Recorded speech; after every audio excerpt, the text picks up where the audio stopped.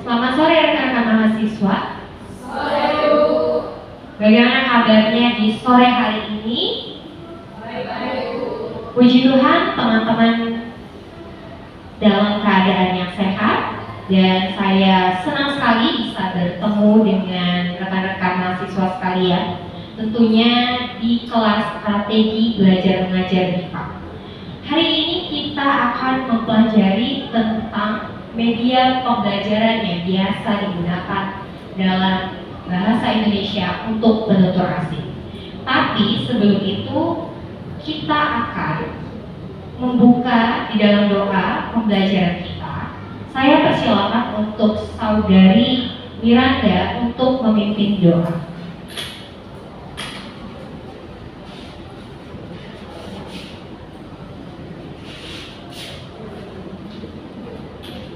Sebelum kita memulai pelajaran kita, ada baiknya kita berdoa terlebih dahulu. Kita berdoa. Kami kembalikan mengucap syukur kepadamu Tuhan buat setiap kasih dan anugerah yang Tuhan berikan kepada kami anak-anakmu hingga saat ini Tuhan. Tuhan Yesus yang baik, kami mulai pergumulan kami. Tuhan yang berkati pergumulan kami dari awal pertengahan hingga akhir Tuhan. Tuhan juga yang berkati terus yang membimbing kami Tuhan. Tuhan yang berikan kekuatan, kesabaran, pintar dalam mengajari kami dan membimbing kami anak-anaknya Tuhan. Berkati orang tua kami dengan besar ini yang berada Tuhan, yang sedang bekerja maupun tidak bekerja. Tuhan yang berkati apapun aktivitas mereka Tuhan, sehingga dapat mencukupi segala kebutuhan kami anak-anaknya Tuhan. Bapa, dari segala yang kami ampun setiap dosa dan pelanggaran yang kami berbuat, baik sengaja dan tidak sengaja, karena yang menerima berkat-Mu. Terpuji termulia nama-Mu Tuhan. Haleluya. Amin. Terima kasih untuk Miranda. Jadi teman-teman, untuk hari ini daftar hariannya akan diisi setelah perkuliahan. Saya sangat senang bertemu dengan Anda di sore hari ini. Seperti yang saya sampaikan di awal terkait dengan materi kita tentang media pembelajaran. Tentu hari ini apa yang harus kita capai terkait dengan media pembelajaran? Dalam mata kuliah ini dan pertemuan ini, ada pun capaian yang harus teman-teman penuhi, memahami apa yang dimaksud dengan media pembelajaran MIPA. Kemudian juga terkait dengan bagaimana teman-teman harus bisa mengembangkan media pembelajaran yang sesuai dengan fungsinya. Jadi sesuai dengan pembelajaran MIPA itu sendiri, ada yang namanya membaca, menulis, dan berbicara. Mungkin menyimak adalah bagian dari bahasa juga, pemerolehan bahasa. Tetapi biasanya dalam pembelajaran MIPA, yang namanya berbicara, membaca, dan menulis tentu saja memerlukan yang namanya media pembelajaran. Jadi saya ingin bertanya kepada rekan-rekan di sini terkait apa yang Anda ketahui tentang media pembelajaran dan fungsinya. Jadi saya persilakan Saudari Utari untuk menjelaskan apa yang saudara ketahui tentang media pembelajaran dan apa fungsinya. Suatu media yang digunakan oleh seorang guru untuk mengajar supaya lebih mempermudah pembelajaran tersebut. Oke, berarti menurut Saudari Utari, media itu akan mempermudah kita sebagai pengajar dan pembelajar. Jadi memahami bagaimana materi itu disampaikan. Jadi lebih memahami ya. Jadi praktisnya ketika ada media akan memudahkan. Jadi menurut teman-teman, sebegitukah penting media pembelajaran itu? Jika tidak ada media pembelajaran, menurut rekan-rekan mahasiswa, apakah akan berdampak pada proses belajar mengajar dan juga hasil dari proses belajar itu? Kenapa Anda katakan berdampak? Jadi kalau seandainya saya tidak menggunakan media pembelajaran dalam mengajar, apakah mungkin kalian akan bosan atau menjadi kurang mengerti dengan paparan materi? Oke, silakan Nadia. Apabila media pembelajaran itu tidak dipergunakan pada saat proses belajar mengajar,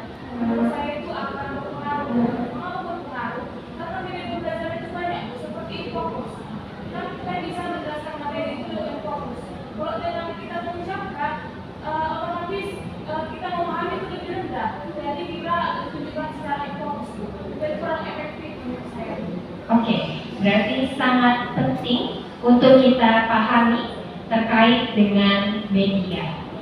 Memang di dalam suatu proses pembelajaran media itu sangat bermanfaat. Jadi semakin baik ataupun semakin kita memahami penggunaan media yang tepat, maka hasil proses belajar pasti bisa lebih baik. Walaupun teman-teman harus pahami juga, tidak semua media pembelajaran itu cocok dengan pembelajar, terkhususnya IPA. Seperti yang sudah saya jelaskan pada pertemuan-pertemuan sebelumnya, yang namanya pembelajar IPA itu berasal dari berbagai negara. Mereka memiliki kultur di dalamnya yang berbeda-beda. Ada yang kritis, ada yang sangat kritis, ataupun ada yang mungkin apa yang kalian sajikan medianya mereka bisa menerima. Ya, jadi kita harus memang selektif dalam memilih media pembelajaran khususnya IPA. Tentu saja ya, kulturnya berbeda dengan orang Indonesia, karena ini yang kita ajari adalah orang asing.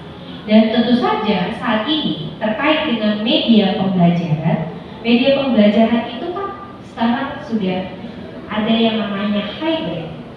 Kita bukan hanya di kelas saja, tetapi kita mengajar secara online. Dan tentu saja teknologi yang berkembang akan membantu yang namanya proses belajar mengajar, khususnya IPA. Jadi untuk yang namanya pemrolehan bahasa kedua tentu tidak bisa disamakan dengan kita mengajar di SD, SMP, SMA ataupun perkuliahan atau perguruan tinggi. Jadi pada dasarnya saya akan menjelaskan terkait dengan media pembelajaran IPA. Seperti yang teman-teman lihat dari media pembelajaran IPA adalah segala sesuatu yang dapat digunakan. Jadi segala sesuatu yang bisa kalian gunakan yang mempermudah, kata kuncinya tadi mempermudah seperti yang dikatakan oleh saudari Utari, mengajarkan bahasa Indonesia kepada orang asing. Jadi berbeda tentunya ketika kalian mengajar SD, SMP, SMA bahkan perguruan tinggi. Ada seleksinya. Tetapi di dalam media pembelajaran IPA itu boleh segala sesuatu. Tentu saja semakin dekat media pembelajaran itu dengan pembelajaran, semakin baik. Karena seperti yang teman-teman ketahui, pembelajaran IPA itu bukan hanya usianya di usia kalian saat ini, misalnya 20, tetapi ada yang 50, ada juga yang anak-anak. Karena kebanyakan pembelajaran IPA itu kan sudah saya sampaikan di pembelajaran sebelumnya, bahwa pembelajaran IPA itu berasal dari berbagai macam orang. Baik itu keperluannya, tujuannya apakah penelitian, apakah ingin bekerja di Indonesia, ataukah dia memang seorang diplomat. Jadi untuk masuk ke Indonesia, mereka memerlukan yang namanya belajar bahasa Indonesia. Jadi kalian harus bisa tahu terlebih dahulu tujuannya apa. Mau dia itu belajar bahasa Indonesia tujuannya apa? Apakah hanya rekreasi, hanya untuk bisa berkomunikasi? Karena seperti yang teman-teman ketahui, memang di Sumatera Utara belum banyak ditemukan pembelajar IPA ataupun pengajar IPA. Tetapi di Jawa sana banyak sekali pengajar IPA. Jadi banyak fasilitas ataupun misalnya tempat di mana kita bisa mengajarkan IPA. Jadi teman-teman bisa menjadi pengajar IPA tentunya ketika setelah mengambil kelas ini. Jadi itulah media pembelajaran IPA untuk konsepnya. Jadi segala sesuatu, mau itu yang ada di lingkungan kelas, mau itu ada di lingkungan sekitar pembelajar, ataupun di lingkungan yang sekiranya bisa ditemukan oleh pembelajar. Jadi kalau di pasar ditemukan misalnya kalian mau memperkenalkan warna, memperkenalkan ini loh bentuk dari budaya Indonesia, boleh dibawa seperti wayang dan sebagainya. Kita lanjut, konsep dasar media pembelajaran bahasa. Ada bentuknya instrumen fisik, ada perantara materi pelajar. Kemudian di sini peran pengajar dalam merancang sebuah strategi berinteraksi dengan pembelajar dalam proses pembelajaran. Jadi peran kalian sebagai pengajar kita sangat diperlukan. Jadi jangan hanya berfokus pada misalnya karena menurut Anda itu adalah efektif untuk mengajarkan suatu materi ke pembelajar, jadi kalian akan gunakan terus dari tahun ke tahun. Misalnya sudah ganti nih pembelajarnya, mereka sudah lulus di level satunya, tapi kalian tetap menggunakan itu. Mungkin efektif untuk beberapa pembelajar, tetapi bisa saja tidak efektif untuk pembelajar yang baru. Kemudian tadi sudah dijelaskan sedikit ya oleh saudari Utari terkait dengan fungsi media pembelajaran. Jadi di sini tentu saja fungsi edukatif, kemudian fungsi sosial. Jadi bisa kita bersosial dengan adanya media pembelajaran. Jadi tidak hanya berfokus kepada saya. Kalian bisa melihat media pembelajaran yang saya beri. Kemudian untuk fungsi ekonomis, kemudian fungsi politis, fungsi seni dan budaya. Itu terkait fungsi media pembelajaran. Kemudian tadi sudah dijelaskan juga terkait dengan tujuan media pembelajaran secara umum. Teman-teman bisa melihat tentang tujuan media pembelajaran IPA. Yang pertama, membantu pembelajar mengoptimalkan potensi dan karakteristiknya masing-masing. Kemudian menciptakan inovasi strategi pembelajaran BIPA, itu bagi kita ya, pengajar BIPA. Kemudian meningkatkan motivasi pembelajar. Jadi media itu kan banyak ya jenisnya, bukan hanya misalnya ada buku sudah buku, tapi ada bentuk-bentuk permainan di dalam pembelajaran BIPA medianya. Jadi di sini akan ada peningkatan motivasi pembelajar. Kemudian menciptakan pembelajaran BIPA yang efektif. Selanjutnya adalah menciptakan pembelajaran bahasa berbasis student center. Jadi berfokus kepada siswa ataupun pembelajar itu sendiri. Tentu saja ini tidak jauh-jauh erat hubungannya dengan misalnya pembelajaran kalian nanti misalnya mengajar di SMP maupun SMA. Hampir sama. Jadi tujuan media pembelajaran itu sama semuanya, tapi inilah dikhususkan untuk BIPA. Kemudian menciptakan pembelajaran yang lebih bermakna, karena media membantu pembelajar aktif menemukan materi pelajaran. Jadi ketika ada media atau kuis-kuis yang kalian berikan, tentu saja akan ada keaktifan dari si pembelajar itu sendiri. Jadi mau tidak mau dia tidak mau kalah, jangan sampai dipandang buruk oleh gurunya ataupun pengajarnya. Biasanya seperti itu karakteristik dari pembelajar BIPA itu sendiri. Karena yang pasti kan pada pertemuan sebelumnya saya sudah jelaskan, kelasnya itu bukan kelas seperti ini yang banyak 10 orang, tidak. Ada yang 2, ada yang 3, 4. Mungkin kalau kelas besar hanya 5 orang. Gitu ya, karena ada tujuan khususnya yang berbeda-beda. Oke, selanjutnya tentang manfaat media pembelajaran BIPA untuk konten atau isi pembelajaran, kemudian jumlah pembelajar, waktu dan psikologisnya. Jadi ketika kita manfaat media pembelajaran ini, tentu saja waktu yang kita gunakan itu lebih efektif, tidak sia-sia.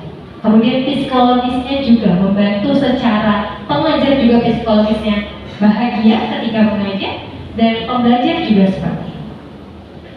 Oke, kita masuk terkait dengan metode penggunaan media.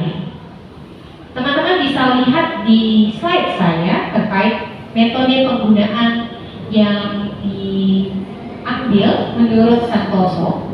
Yang pertama terkait dengan metode penggunaan secara massal. Ada televisi. Jadi pembelajar BIPA itu tentu akan mempelajari ataupun menonton televisi yang ada di Indonesia untuk membantu dia mengerti bahasa Indonesia. Nggak mungkin lah dia malah menonton televisi luar sebagai media pembelajaran pasti.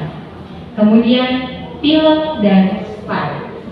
Filmnya pasti ditonton oleh orang luar negeri. Jadi filmnya di sini sebagai pengajar IPA, kalian juga bisa memilih film-film Indonesia yang bisa membantu mereka lancar untuk berbicara bahasa Indonesia. Kemudian radio, jadi ada komunikasi yang biasa. Karena begini ya, terkait dengan pembelajar IPA itu kan kebiasaan orang Indonesia itu menggunakan bahasa Indonesia sehari-hari, bukan informal. Jadi jangan sampai kalian tertawakan mereka ketika saya sudah makan, kamu sudah makan, Nadia. Kalian malah tertawa terlalu bagus nih. Tetapi itulah contoh mereka untuk berbicara bahasa Indonesia. Selanjutnya, metode penggunaan secara individual. Teman-teman bisa lihat di slide.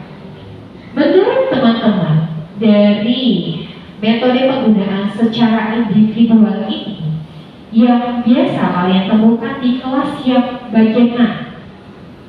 Dibaca terlebih dahulu, kemudian kira-kira kalian biasa ataupun pernah tidak menggunakan media yang digunakan secara individual. Dari bagian A dan B ini, bagaimana?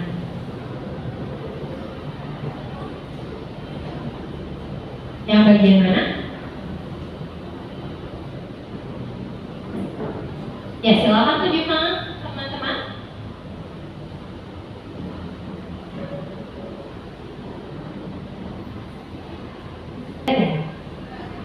Oke, jadi metode penggunaan secara individual itu ada yang namanya laboratorium bahasa.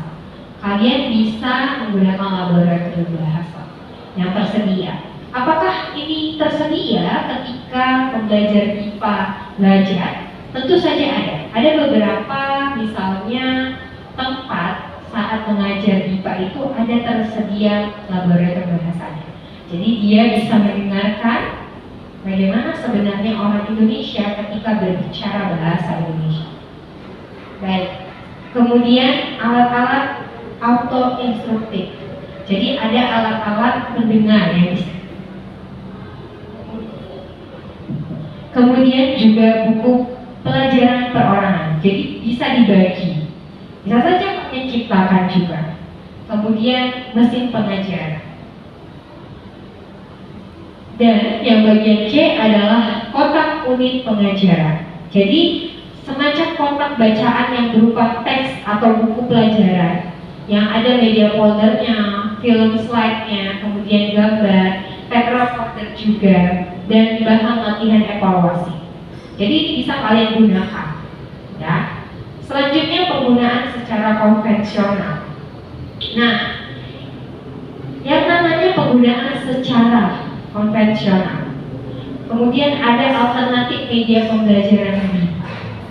Menurut teman-teman, yang mana yang efektif digunakan untuk media pembelajaran IPA? Ini kan alternatif yang paling bisa sesuai.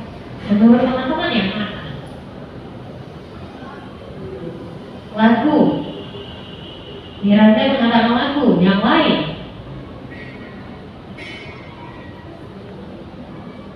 Iya, silakan, Etina.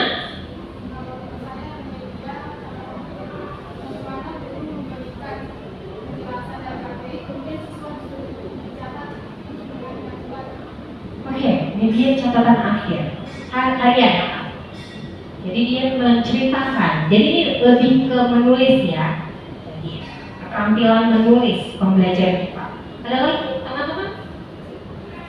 Iya, silakan Nadia. Menurut saya tuh surat kabar. Mengapa saya tuh surat kabar? Karena kamu orang IPA itu akan berdoa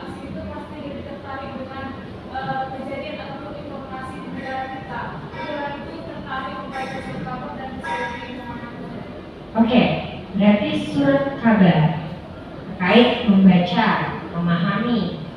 Oke, selanjutnya dosen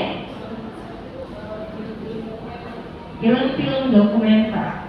Ada lagi pendapat teman-teman yang lain yang menurut kalian efektif sekali untuk pembelajar BIPA itu lebih cepat paham?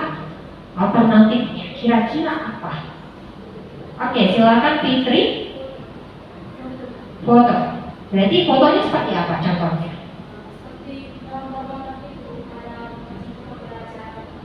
Oke, mungkin kalau foto, ketika kita mengenal seorang tokoh bisa kita gunakan gambar tokoh tersebut. Kemudian juga bisa foto buah, ataupun misalnya ada foto keterangan kalau mau menyatakan selamat pagi. Kira-kira gambar apa kan? Kalau misalnya kita ingin mengajarkan kata selamat pagi kepada orang asing, ayo, kira-kira gambar apa? Karena kata Fitri bahwa gambar itu efektif. Memang ini alternatifnya semua bisa digunakan ya. Nah, tapi menurut kalian itu lebih efektif. Gambar apa kira-kira? Ketika kalian ingin mengajarkan sapaan ataupun misalnya pernyataan bahwa selamat pagi, selamat malam, selamat sore, apa yang membedakan? Agar kan tidak mungkin kita menggunakan, jadi teman-teman pembelajar BIPA kalau mengatakan selamat pagi itu artinya good morning. Tidak mungkin. Tidak mungkin kan? Akan sangat boring ataupun membosankan ketika kalian boleh sebenarnya disesuaikan dengan bahasa Inggris. Tapi kan tidak semuanya pembelajar BIPA itu mengerti bahasa Inggris. Walaupun tidak semuanya ya, biasanya kan namanya bahasa Inggris adalah bahasa PBB dan bahasa internasional yang digunakan oleh berbagai negara untuk bisa berkomunikasi. Tapi kira-kira gambar apa? Bisakah saya buat gambarnya adalah gambar matahari terbit dan ayam berkokok? Jadi kalau malam hari mau mengatakan selamat malam, matahari terbenam, bintang dan bulan, atau langit yang gelap? Ya, sebenarnya itu harus disesuaikan juga. Tapi biasanya pasti menggunakan benda-benda alam yang sesuai. Jadi ketika ini loh gambarnya ayam berkokok artinya selamat pagi. Ketika saya mengajarkan selamat pagi, ini loh gambarnya. Instruksinya bahwa ada ayam berkokok ataupun matahari sedang terbit. Jadi mereka tahu oh waktunya ketika saya lagi berbicara untuk menyatakan sapaan selamat pagi, artinya memang ketika matahari sudah terbit, gitu ya. Jadi ini alternatif yang bisa kalian pilih. Dan biasanya pembelajar BIPA menggunakan ini. Ya, bisa kalian pilih komik strip, realia, dan tentu saja ini akan sangat bermanfaat ketika kalian bisa memilih yang sesuai. Ya, lagu juga seperti itu ya. Tentu saja jangan yang terlalu susah, kecuali levelnya. Levelnya sudah tinggi, bolehlah kalian mencari lagu-lagu yang lumayan sulit. Tapi kalau dia masih di level 1, artinya lagu-lagunya mungkin balonku ada 5. Yang mungkin, memang kan kalau pembelajar BIPA agak susah. Ya, agak susah. Misalnya untuk bernyanyi bahasa Indonesia. Oke, selanjutnya media pembelajaran berbasis budaya. Pertemuan yang lalu kita telah membahas terkait dengan hubungan budaya itu sangat penting yang namanya dengan pembelajaran BIPA. Jadi budaya negara yang kita ajar dengan negara Indonesia yang mereka datangi tentu berbeda. Nah, ketika kemarin kita sudah bahas terkait dengan budaya. Budaya itu selalu erat kaitannya dengan bahasa.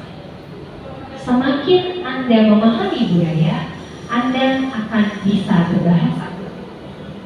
Jadi, ketika Anda paham bahasa, Anda juga akan memahami budaya itu sendiri.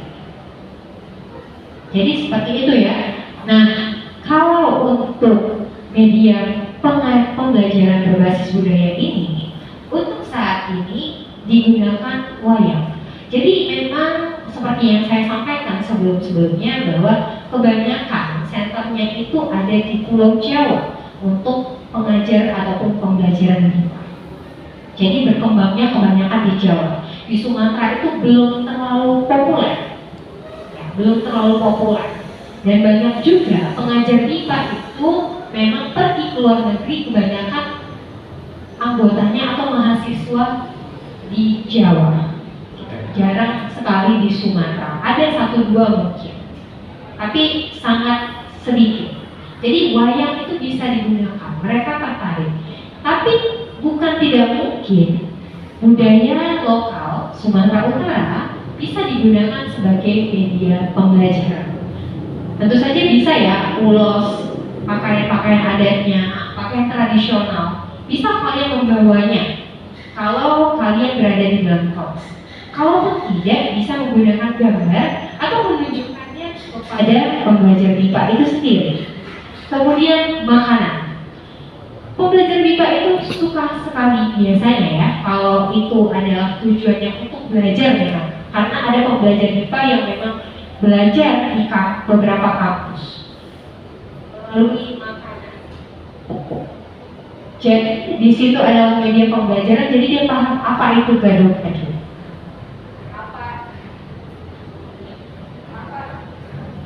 Apa itu budaya?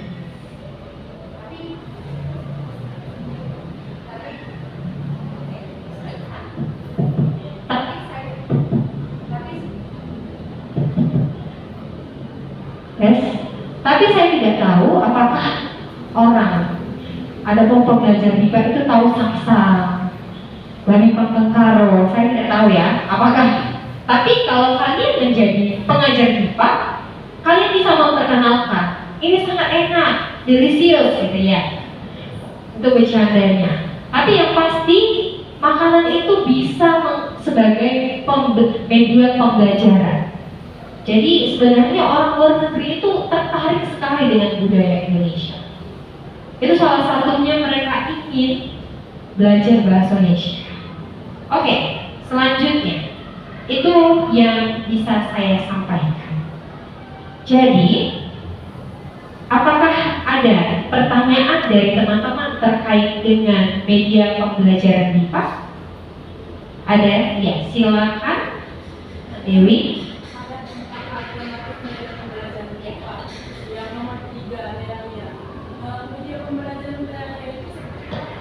Oke, realia itu artinya kalian itu membawa. Oke, sebentar ya. Daripada saya jelaskan secara langsung, saya akan sebentar, realianya di mana ini? Sepertinya tidak ada di sini. Harusnya ada realia. Mungkin nanti saya akan jelaskan kembali ya untuk Handewi. Ini bisa kalian medianya, karena kan mereka juga harus belajar tentang lokasi, ya kan? Harus belajar tentang yang namanya lokasi. Apalagi kalau di Jawa, Barat, Timur. Kalau di Sumatera Utara mungkin lurus aja sampai mentok, belok kanan, seperti itu. Tapi kalau di Jawa tidak. Jadi nanti ke arah timur aja, baru ke barat daya dan sebagainya. Cukup sulit mereka untuk memahami. Tetapi ketika ada yang namanya dengan lokasi, mereka bisa belajar. Di sini kalian bisa mengajarkan, ini nanti belok kiri ya. Dari sini kamu belok kanan, ini namanya belok kanan. Nanti sama kan seperti bahasa Inggris. Kalian juga diajarkan, oh ternyata kalau misalnya belok kanan itu seperti apa ya bentuknya belok kanan, kan seperti itu. Kemudian kalau putar balik itu yang mana, seperti itu ya. Kemudian ini adalah kompik, bentuk kompiknya. Jadi ada gambar. Jadi ini bisa kamus. Jadi dipilih gambarnya, kira-kira apa namanya. Jadi bisa pembelajar itu menulis ini apa. Dan kalian bisa membantunya juga. Jadi ketika dia punya kopi ataupun kamus, gitu ya, kamus bergambar, jadi dia bisa memahami ketika misalnya melihat mobil di jalan, oh itu mobil. Ketika melihat misalnya dia paham itu paham itu adalah nenas ataupun pineapple. Dia pahamnya pineapple. Kemudian dia ingat, oh iya, nenas. Ini adalah nenas. Jadi bisa dikatakan, bisa kita sebagai pengajar, bisa juga pembelajar itu yang membuatkan kamus sendiri sesuai dengan kebutuhannya. Ya. Kemudian,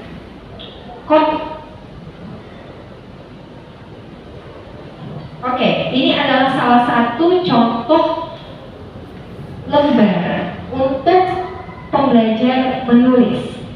Jadi bisa saja kira-kira kata-katanya apa? Apakah berkenalan? Apa yang disampaikan? Jadi di situ dilatih untuk menulis. Kemudian selanjutnya seperti ini. Nah, ada skornya untuk media yang kedua. Ini bisa dibuat sendiri ya. Jadi tidak semua media itu harus misalnya kalian ambil dari internet ataupun jadi bisa berkreasi sebaik mungkin. Selanjutnya ini ada ular tangga. Kelihatan tidak ya? Kurang ya? Kelihatan ya? Oke, ini ada ular tangga. Nah, ular tangganya ini melatih untuk pembelajar IPA bisa melakukan apa yang diperintahkan. Jadi 2-3 pertanyaan untuk teman. Kalau ada temannya, jadi dia akan membuat pertanyaan dalam bahasa Indonesia. Jadi dia akan berinteraksi, ya kan? Kemudian sebentar ya.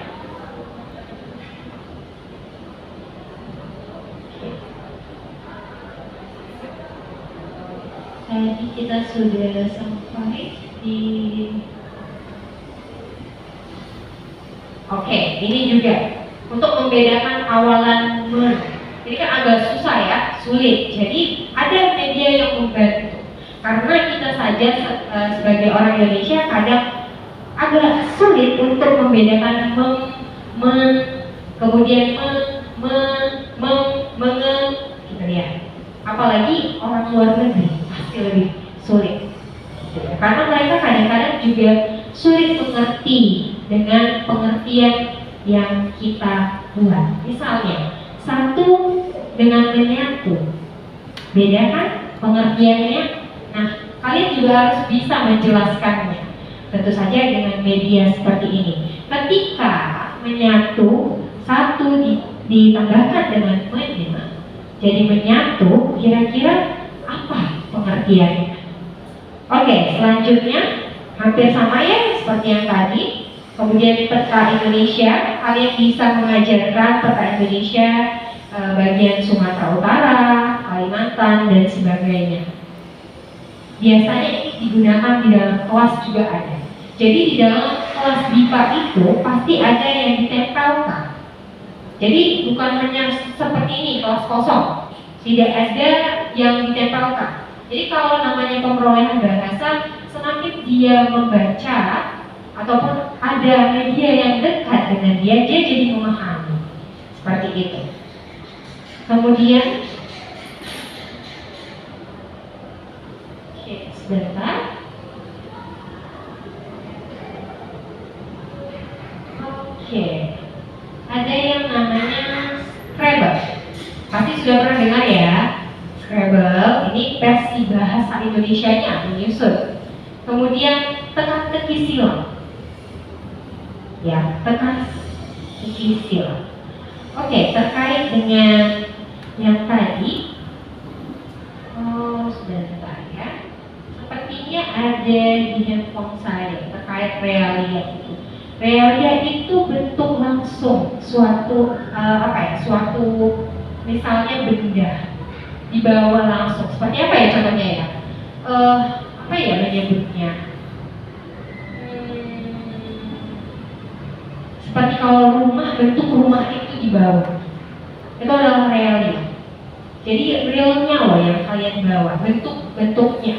Misalnya kalian mengajarkan pulpen, pulpennya kalian bawa, ataupun spidolnya kalian bawa, itu bentuk realianya. Mungkin saya mohon maaf ya, karena tadi sepertinya saya sudah tambahkan, tapi sepertinya kelupaan. Tapi nanti saya akan kirimkan bentuk gambarnya ke dalam grup kita. Yang pasti real itu adalah yang sebenarnya, alat-alat yang sebenarnya. Jadi ketika kan pasti berbeda ya, ketika saya katakan ini kursi, bisa saja yang lain, bentuknya yang lain, kenapa kalian katakan sofa? Atau bangku?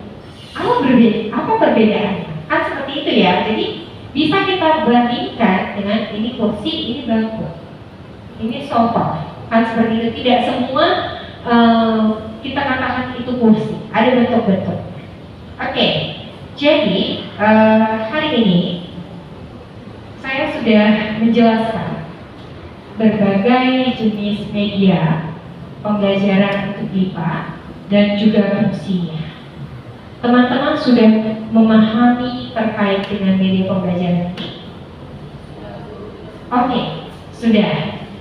Karena sudah memahami, seperti yang saya sampaikan terkait dengan kompetensi yang harus kalian kuasai adalah mengembangkan media yang cocok dengan pembelajaran.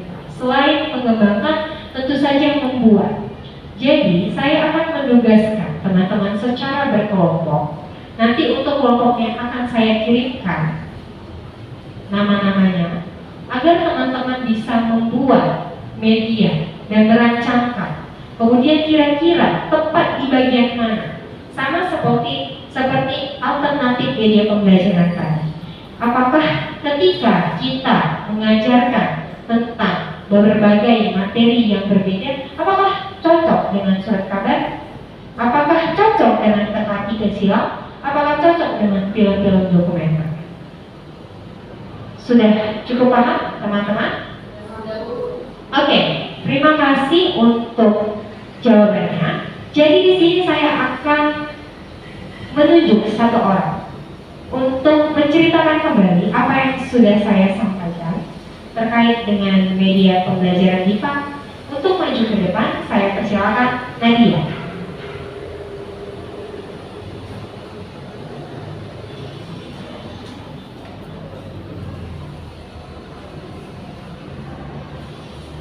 Baik Bu, terima kasih buat kesempatannya.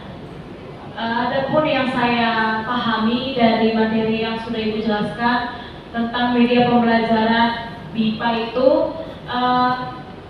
media pembelajaran itu merupakan suatu sarana untuk mempermudah pengajar dalam menyampaikan materi dalam proses belajar mengajar ataupun bagi BIPA. Namun, media pembelajaran itu tidak asal digunakan pada setiap materi. Itu juga harus diperhatikan tergantung materi yang ingin diajarkan. Dan banyak dan ada pula berbagai media pembelajaran yang dapat digunakan seperti surat harian, surat kabar, realia dan lain sebagainya. Namun itu harus disesuaikan dengan materi yang ingin kita ajarkan. Tidak sembarangan digunakan ataupun diterapkan pada penutur asing ataupun BIPA. Itu yang dapat saya simpulkan. Silakan duduk. Baik, terima kasih. Saya rasa untuk perwakilannya cukup sudah dijelaskan oleh Nadia. Jadi saya tahu teman-teman sudah memahami terkait dengan media ini. Jadi tidak boleh sembarangan. Walaupun katanya mempermudah, jangan sampai media yang kita gunakan malah membuat pembelajar itu makin bingung. Belum membuat media, si guru ini malah pembelajarnya jadi bingung. Kan kasihan gitu. Apalagi mereka kan masih buta dengan bahasa Indonesia. Jadi jangan sampai salah memilih. Kalau katanya jangan salah menilai, jadi kita juga jangan sampai salah menilai dalam menggunakan ataupun memanfaatkan media pembelajaran untuk penutur asing. Baik teman-teman, itu yang bisa saya sampaikan dan terima kasih untuk kesempatan yang telah diberikan kepada saya terkait dengan materi kita hari ini tentang media pembelajaran. Jadi media pembelajaran itu sangat penting digunakan untuk membuat kita lebih mudah sebagai pengajar, dan pembelajar juga akan lebih mudah maksud saya memahami materi yang kita sampaikan.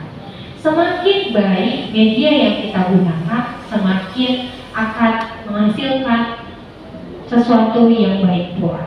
Tetapi jangan lupa kalian harus menganalisis yang namanya media yang kalian gunakan sesuai dengan tujuan pembelajar, kemudian materi yang diajar, dan juga usia dari pembelajar itu sendiri. Baik, itu saja untuk pertemuan hari ini. Untuk tugasnya, untuk kalian saya akan bagikan dalam WA group. Yang pasti saya ingin kalian mengembangkan media pembelajaran yang cocok. Kemudian untuk referensinya teman-teman bisa membaca kembali terkait dengan buku level 1 sampai level 9 untuk MIPA, materinya sesuai atau tidak. Baik, untuk mengakhirinya saya akan tutup di dalam doa.